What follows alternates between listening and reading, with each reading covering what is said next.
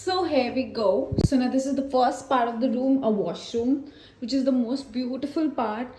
And I really love beautiful washrooms.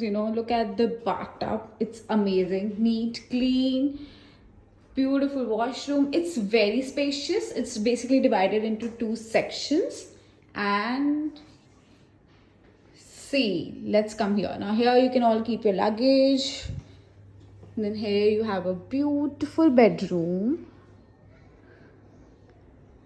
And the best part about this room is that we have not only one but two balconies. And check out the view, guys.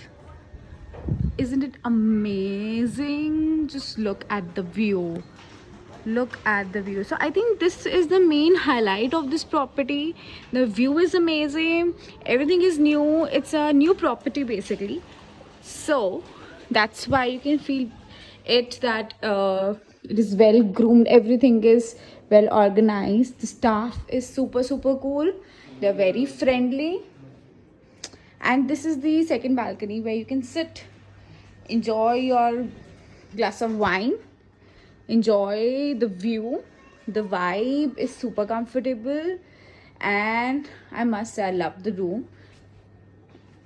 So just enjoy. So here we go now. So this basically is our room tour.